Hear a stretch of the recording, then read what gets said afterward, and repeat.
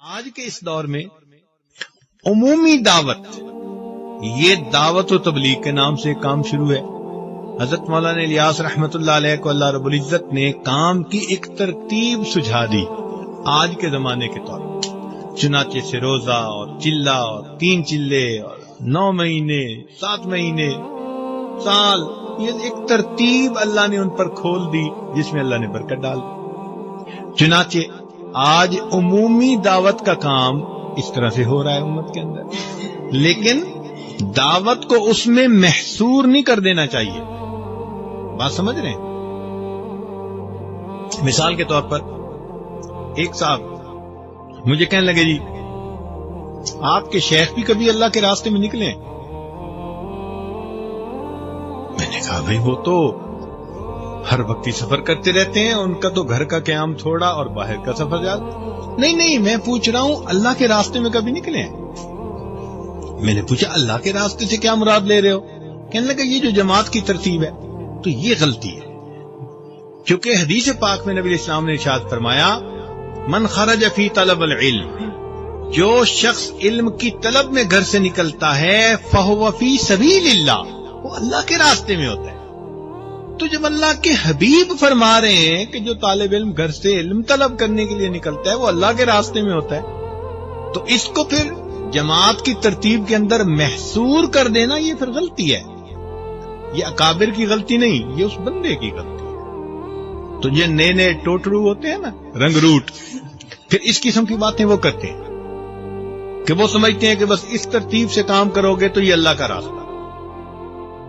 میں نے اس سے ایک سوال پوچھا، میں نے کہا کہ بھئی یہ بتاؤ کہ آپ جو سمجھ رہے ہو کہ جو ترتیب حضرت مولانا الیاس رحمت اللہ علیہ کے اوپر اللہ نے کھولی یہ اللہ کا راستہ ہے، تو پھر نبی علیہ السلام سے لے کر مولانا الیاس رحمت اللہ علیہ تک کے درمیان کے حصے میں لوگ اللہ کے راستے میں نہیں نکلا کرتے تھے؟ بھئی نبی علیہ السلام سے لے کر حضرت مولانا الیاس رحمت اللہ کے کام کھلنے سے پہلے تک درمیان کی امت بھی تو دعوت کا کام کرتی رہی نا۔ تو پھر اگر اللہ کا راستہ اسی پر ہم لگا دیں گے تو پھر درمیان کے لوگ کدھر گئے؟ تو اب وہ جا کے پھر اس کو بات سمجھ میں آئی۔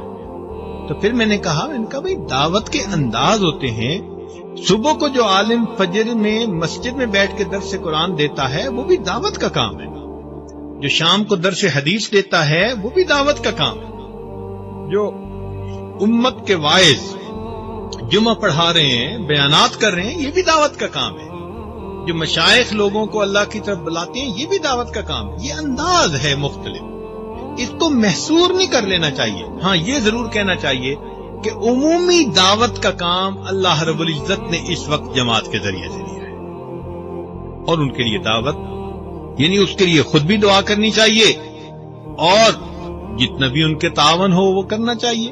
یہ تو بات اپنی جگہ ٹھیک ہے۔ اسی لیے کہتے ہیں کہ مولانا یوسف رحمت اللہ علیہ حضرت مولانا احمد علی لاہوری رحمت اللہ علیہ سے آ کر ملے جو رئیس التبلیغ تھے، تو انہوں نے آ کے اپنے کام کے بارے میں کچھ بتایا، تو مولانا احمد علی لاہوری رحمت اللہ علیہ نے ایک بات بتائی، فرمایا کہ جب تمہیں اپنی بقا کے لیے دین کے دوسرے شعبے کے لوگوں کا فنا ہونا ضروری محسوس ہوگا تو یہ تمہارا گمراہی کی طرف پہلا قدم ہوگا۔ جب تمہیں اپنی بقا کے لیے دوسرے شعبوں میں کام کرنے والے لوگوں کا فنا ہونا ضروری، تو اس لیے یہ بھی ایک غلط فہمی ہے کہ انسان یہ سمجھے کہ بس صرف یہ ایک دین کا کام ہے، مدارس والے دین کا کام کر رہے ہیں، اور یہ ترتیب نبی علیہ السلام سے چلی، اصحاب صفہ سے چلی اور آج تک چل رہی ہے۔ تو اس لیے طلباء کے ذہن میں یہ بات کھلی ہونی چاہیے کہ دعوت کا کام اللہ کی طرف سے منصوص قرآن و حدیث میں بتا دیا گیا ہے، لیکن طریقہ کار اللہ نے امت کے لیے کھلا چھوڑ دیا ہے۔ ہاں یہ ہے کہ دعوت کا طریقہ نور نبوت سے ماخوذ ہونا چاہیے، انداز نبوت کے خلاف نہیں ہونا چاہیے۔ اب جیسے ایک بندہ آ جائے جی میں ٹی وی پہ آ کر دین کی دعوت کا کام کروں گا، تو بھائی یہ چونکہ نبی علیہ السلام کے طریقے کے خلاف ہے، اس لیے اس میں نور نہیں، اس میں ظلمت ہوگی.